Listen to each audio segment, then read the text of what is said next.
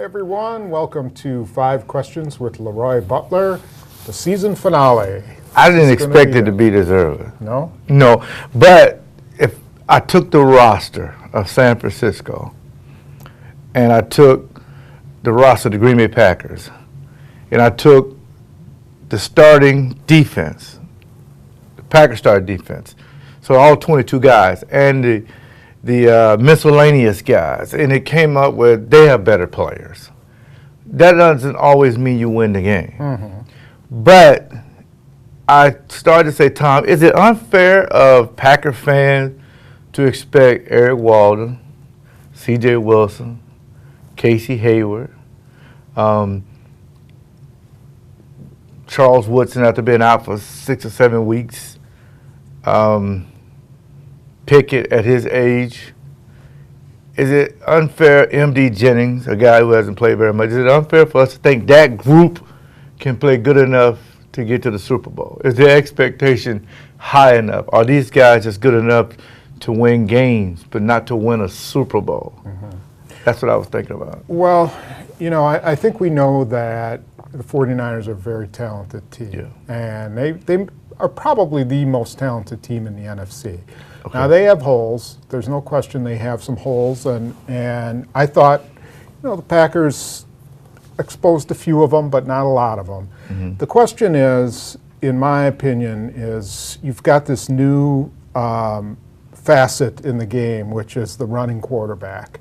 And there aren't a lot of guys. There are guys who can run. RG3 can run. Russell Mm-hmm. Wilson can run. But there's not many guys his size Mm-hmm. with his kind of arm Mm-hmm. available. Okay, so let's just say that we'll take that into account. That Yep.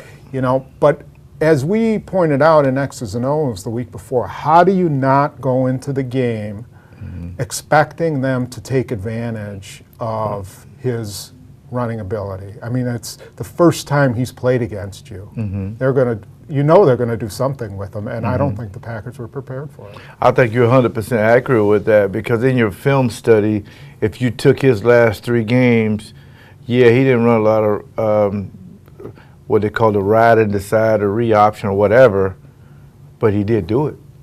So it should be in your film study. If you take his top 10 tendencies, the passes that he likes, who he likes to throw to, the emergence of Crabtree.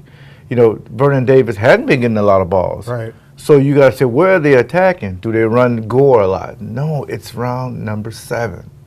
So this is how we're going to defend this, guys. When they run this particular play, and I really wish we're not going to do X's and O's today. We're just going to do basically a discussion. But if you can visualize, to everybody thinking about the 56-yard touchdown, Gore was not in the game. It was LaMichael James. Mm-hmm. So your next threat running the ball is Kaepernick. Mm-hmm. So when that happened, the word you said, unprepared, popped in my head. With film study and with your coaches give you the information, you got to defend that play better. Yeah. Because Brad Jones was unblocked. He could have made the play on LaMichael James. But the question is, how was let me phrase that a little different. What was taught to 93 how to play that play? Right, right. What was taught to him? And I don't know. I don't think they spent a lot, based on my conversations with the players afterwards, they didn't spend a lot of time analyzing, you know, him carrying the ball, the read option. Yeah. And I think where that really killed him, I can understand in the first half, San Francisco comes out with something you haven't seen, they're running read option. That happens. You're trying to adjust, but you really need to get everybody together in the locker room at halftime and then come in and come out with a new way. You know, double Crabtree, you know, have your linebacker just play contain on that side, whatever, you know, whatever it is. They didn't have an option. They had whatever they had planned for. Didn't Woodson mention to you guys, to the media, that they didn't make any adjustments? Right. That essentially they just, you know, had to play their defense. Yeah. You know, now they spied him a couple of times, but that didn't work either. No. You know, they hadn't worked on that significantly enough. Right. I think back to the Philadelphia game in 2010, when they specifically came up with a game plan to deal with Michael Vick, Yep. and they had Woodson in the middle, and he pretty much played a middle safety kind of position with the other safeties around. We call that alert defense, but yeah, I like that.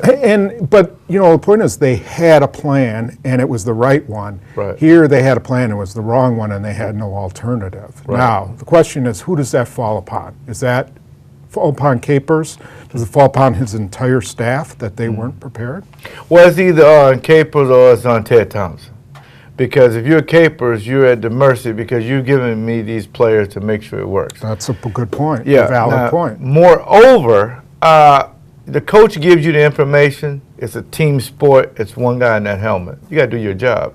That's why with Eric Walden, I'm wondering, when a guy comes to block you on the read option, am I supposed to spill, scrape, or go further up the field? He looked inside, Tom. When he looked inside, Kaepernick was outside. If you're the outside linebacker, you can never lose first contain. That's first contain. Second contain, Tom, okay, once he breaks the pocket, Woodson was nearly unblocked, and he just ran right by him. Yeah. Because the angle, he took a bad angle. And once you get a kid that young, that tall, that lengthy, with 4.4 speed, I mean, it's catered by the dough. It's gone. And it's a play that hurts you because it's not supposed to happen with film study and everything you do putting into the work. And I think you're right.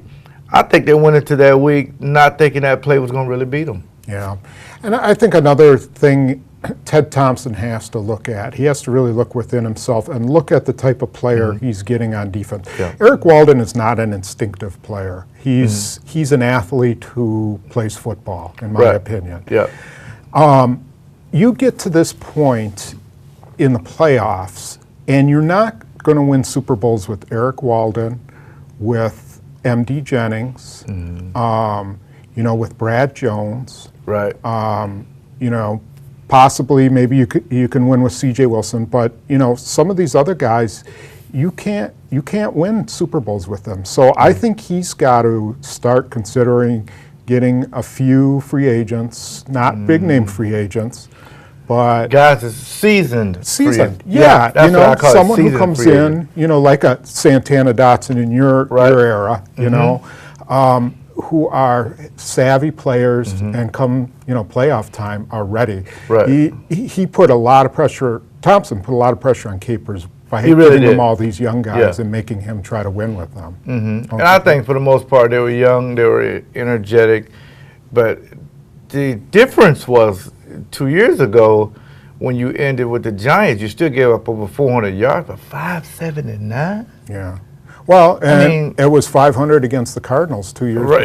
Yeah. So I think the other thing they have to look at is the Giants and 49ers are the kind of team that, sort of the blueprint for winning the NFC. Big, physical, able to pound the ball when they have to, but good quarterbacks.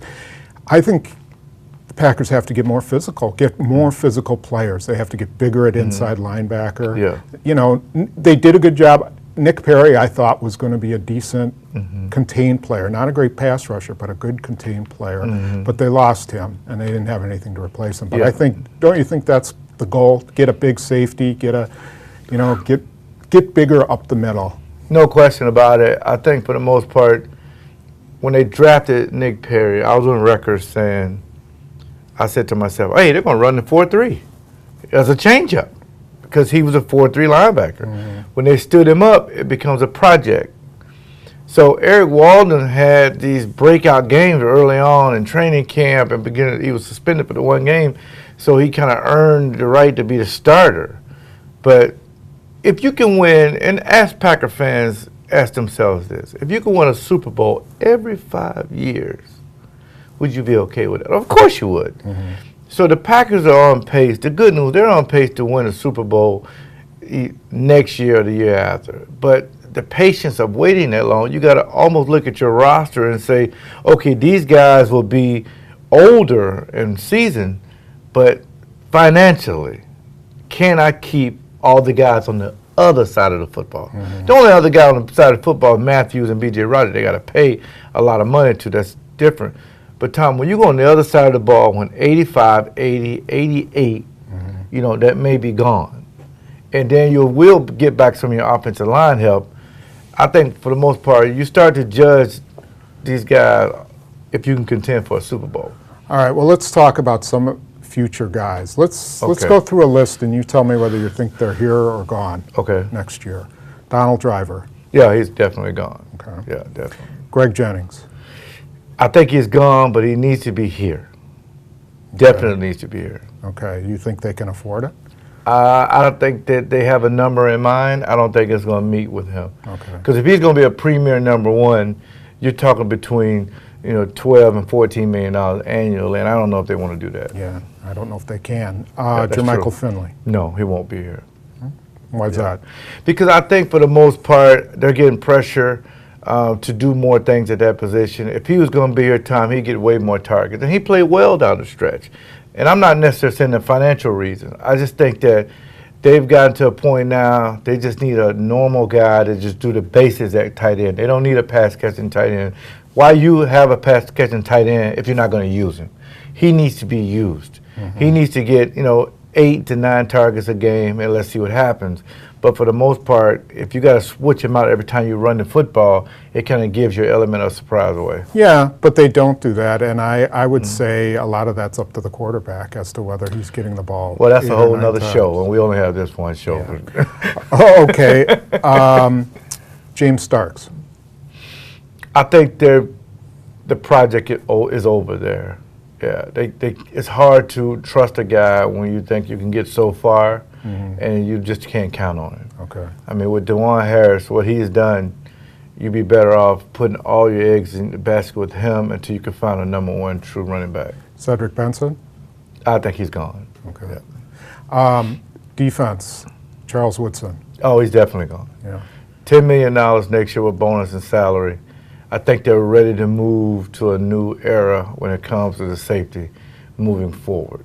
And Woodson is a Hall of Fame quarterback. Green Bay saved his career, Tom. Yeah. They really did. If you think about it, Green Bay saved his career. He owes a lot to them.